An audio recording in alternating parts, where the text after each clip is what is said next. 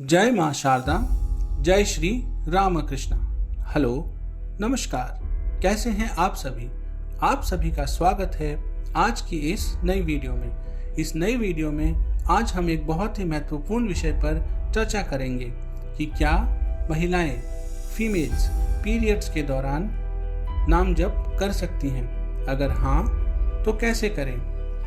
क्या वो इन 4-5 दिनों के दौरान अच्छी किताबों को, ग्रंथों को व शास्त्रों को पढ़ सकती हैं? बहुत से लोगों का एक सवाल होता है कि जब हम अशुद्ध हैं और भगवान इतने शुद्ध हैं तो कैसे कोई अवस्था उनको अपवित्र कर सकती है?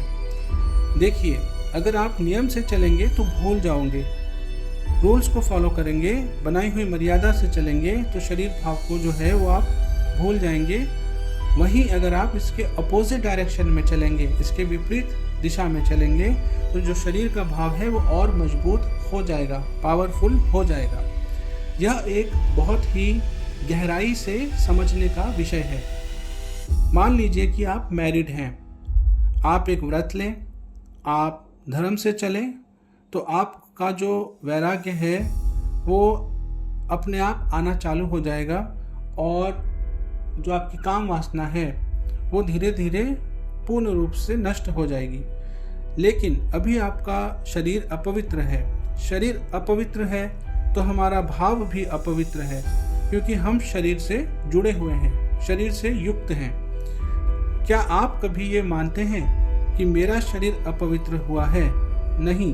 उस समय यही विचार आता है ना कि मैं अपवित्र हूँ, यही रहता है ना। जैसे मान लीजिए कि मैं किसी टॉयलेट से निकला तो मैं ये नहीं मानूंगा कि मैं आत्मस्वरूप हूँ, मेरा शरीर अपवित्र है लेकिन मैं पवित्र हूँ।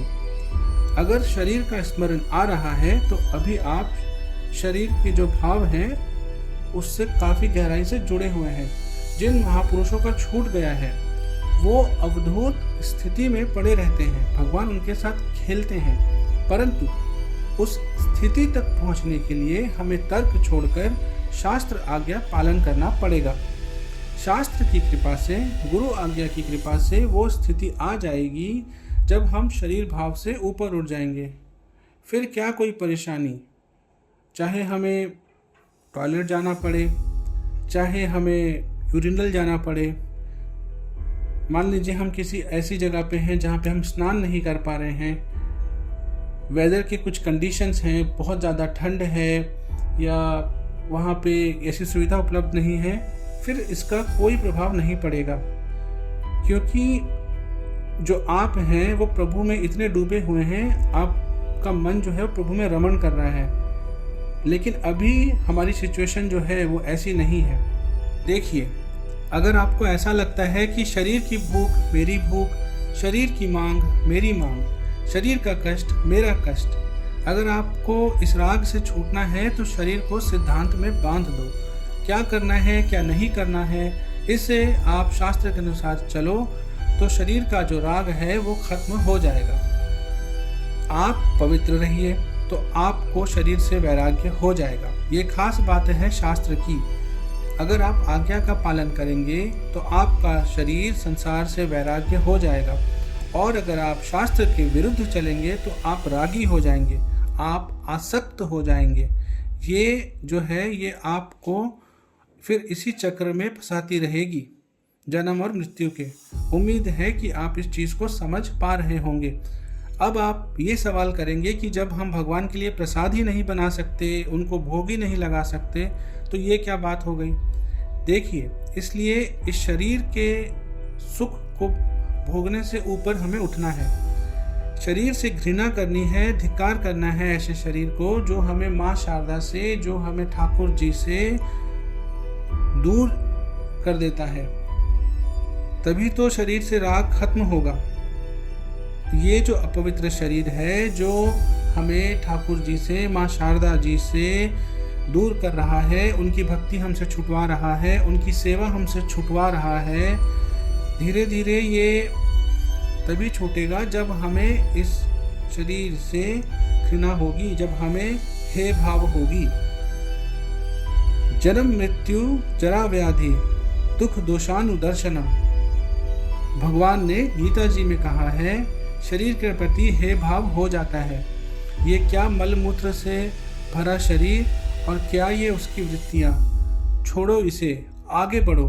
और फिर धीरे धीरे वो अपने मूलभूत स्वरूप में स्थित होने लगती है। अगर हम सही सिद्धांतों से, प्रिंसिपल्स से चलेंगे तो हम बहुत जल्दी लाभ प्राप्त कर लेंगे। जहाँ हमारी स्थिति है, हम बस बात अगर उसी स्थिति की करेंगे तो हम बहुत आगे बढ़ जाएंगे, और वो भी बहुत जल्दी।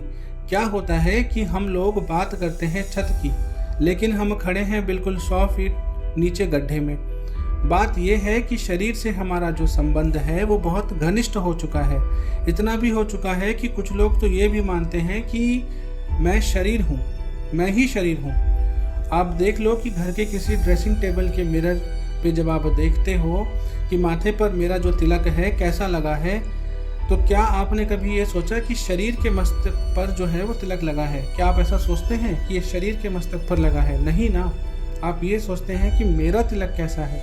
यही तो आएगा ना कि मैं जो हूँ वो कैसी दिख रही हूँ, मेरे पे ये टीका जच भी रहा है या नहीं जच रहा है। अगर ऐसी बातें आएंगी तो इसका मतलब है कि शरीर का जो राग है वो बहुत ही गाढ़ा है, और इसको अगर ख़त्म करना है तो हमें शास्त्र के सिद्धांतों को स्वीकार करना पड़ेगा। जिस समय किसी फीमेल्स को पीरियड्स होते हैं, उस समय वो जो भी भोग इत्यादि बनाती हैं, ये मैं आगे जो भी बातें कहूँगा ये मैं शास्त्रों के अनुसार कहूँगा। जो ब्रह्म हत्या का जो श्राप लगा था इंद्र जी को, उसके 4 विभाग किए गए थे। पहला विभाग जो है वो स्त्री को दिया गया था, और उसे उसके साथ एक वरदान भी दिया गया था कि इस अवस्था के अंतर्गत वो जब सृजन क्रिया में जाएगी तो उसको संतान उत्पत्ति का सामर्थ्य प्राप्त होगा। दूसरा, पृथ्वी को कि आप उसर भूमि हैं, उसे वरदान दिया गया था कि चाहे जमीन में जितना बड़ा भी गड्ढा खोद दिया जाए, समय आने पर वो अपने आप भर जाएगा। तीसरा, ट्रीज को, वृक्ष को दिया गया था वरदान कि चाहे आपको जितना मर्जी काटा छाटा जाए, आप फिर से हरे भरे हो जाओगे। और चौथा, जल को दिया गया था कि जल में जो बुदबुदा होता है या काई लगती है, जल को आशीर्वाद दिया गया था कि कहीं भी कोई भी पवित्रता का काम होगा आप उसमें सम्मिलित होंगे। जैसा कि जल छिड़को, आचमन करो, जल के द्वारा पवित्रता, ऐसे 4 वरदान इनको अलग अलग दिए गए थे, और इनके लिए विधि विधान भी किया गया है। देवराज इंद्र की जब ब्रह्मा हत्या जो लगी थी तो शास्त्रों में मर्यादा चली आ रही है, और अगर हम इसका पालन करेंगे तो शरीर से वैराग्य हो जाएंगे। जैसे कि बहुत से बच्चे वैराग्य ले लेते हैं, वो स्त्री शरीर में हैं, परंतु अब उनके लिए नियम खत्म हो गया है, क्योंकि वो जो है वो ठाकुर जी की माँ शारदा की सेवा में लगे हुए हैं और संसार के भोगों को वो त्याग कर चुके हैं। वो अब संपूर्ण रूप से प्रभु की सेवा में लगे हैं। परंतु अगर आप गृहस्थ हैं, आप गृहस्थ धर्म में हैं और अभी शरीर सुख की कामना जो है वो बहुत प्रबल है, बहुत स्ट्रांग है, अभी आप इंद्रियों के सुख को भोगना चाहते हैं, तो पवित्रता धारण करो जिससे ये जो राग है ये नष्ट हो जाए। गृहस्थ में आप मंत्र चिंतन कर सकते हैं, आप माला का प्रयोग नहीं कर सकते, लेकिन आप उन दिनों में मंत्र चिंतन कर सकते हैं।